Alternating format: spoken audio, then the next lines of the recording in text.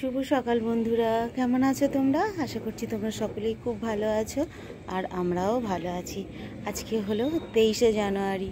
আজকেও খুব কুয়াশা এসেছিলো, জানো তো।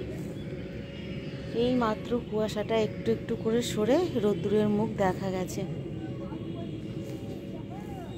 তো আজকে 23শে জানুয়ারি, তোমরা নিশ্চয়ই কোথাও ঘুরতে যাচ্ছ, বেড়াতে যাচ্ছ। আর আজকে তো ঘুরতে বেড়াতে যাওয়ারই দিন, তাই না? ছুটির দিন। আর আজকে আমি সকালে ওই ভেবে আনন্দের মধ্যেই উঠেছি যে আজকে একটা ছুটির দিন, কিন্তু আমার বরমশাইয়ের তো ছুটি নেই, তাই ও বেরিয়ে গেছে আর আমারও মাথা থেকে কিছুক্ষণের জন্য কথাটা বেরিয়ে গেছে। তো আবার স্নান টান সেরে কোথাও একটা জায়গায় যাওয়ার জন্য রেডি হয়েছি। তো আমার বড় ছেলে দেখে বলছে, তুমি আজকে মা এরকম রেডি হয়েছো, আজকে তো ছুটির দিন। তখন ভাবলাম সত্যিই তো, আমার একদম মনেই ছিল না। তারপর আর কি করব, সে জায়গাটায় যাওয়া হলো না। এখন এবারে সংসারের কাজে লেগে পড়তে হবে। তাড়াতাড়ি কাজ মিটে গেলে সব কিছুই তাড়াতাড়ি করে নিতে ইচ্ছা করে। তো চলো সমস্ত কাজ মিটিয়ে নিই। আজকে অনেক সকাল সকাল উঠে সব কাজ মিটিয়ে নিয়েছি। কুয়াশা এসেছে ঠিক কথা, কিন্তু একটা গরম গরম ভাব, জানো। এই হালকা রোদ্দুরটাই সহ্য হচ্ছে না, যেন মনে হচ্ছে যেন অনেক গরম হচ্ছে। কালকে বিকালে ঘুড়ি ওড়াচ্ছিল যখন, লেবুটা কেটে নিয়ে এসে দিয়েছিলাম। তো এখনও সারা রাত এই থালাটা ছাদের মধ্যে পড়েছিল, বুঝতে পারলে? এই হচ্ছে পাবলিক। আমারও একদম খেয়াল নেই আর ওরাও নামিয়ে নিয়ে যায় না। তো চলো সংসারের সব কাজে এবারে হাত দিতে হবে।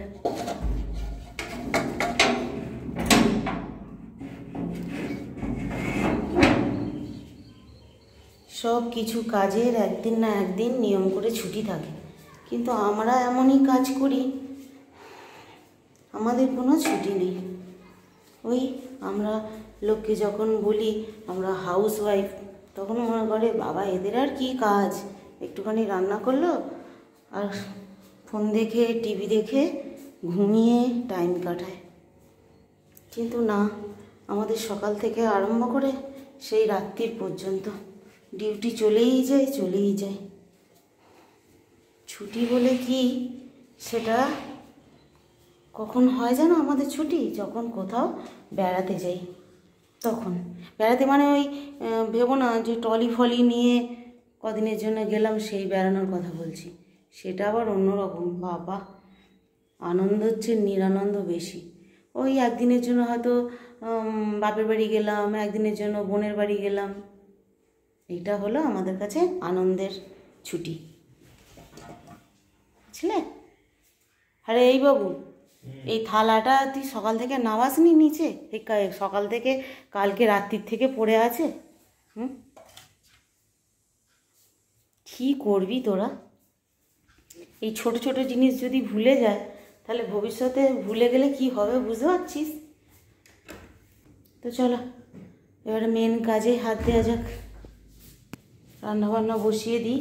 এই যে এখানে এটা ফ্রিজে ছিল, অর্ধেকটা কুমড়ো আর অর্ধেকটা বেগুন, এটা বার করেছি। ভেবেছি কর্তামশাই নেই, সিদ্ধ ভাত করে নেবো। ছেলেরা বলে আজকে দিনে সিদ্ধ ভাত করবে।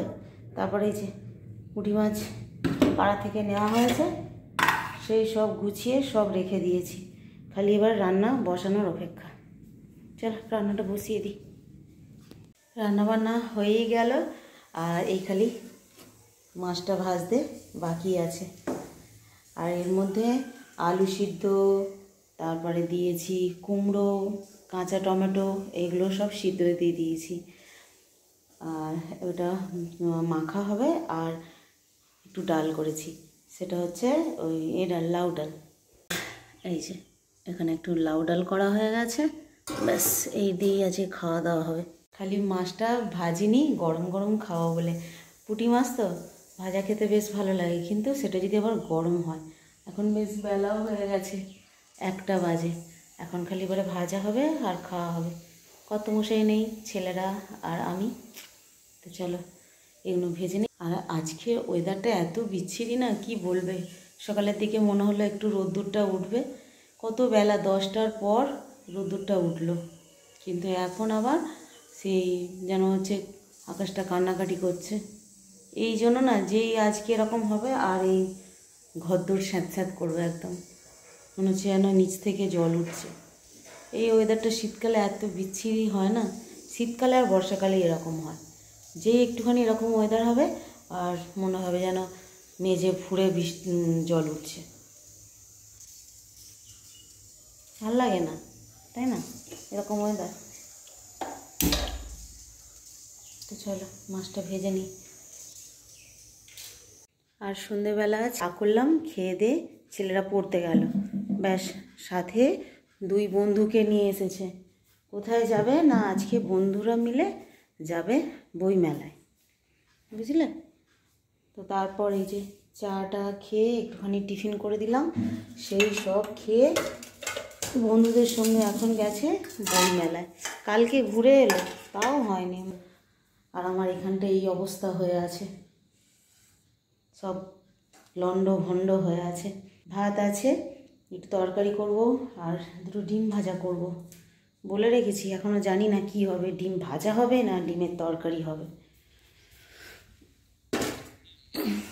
বুঝলে।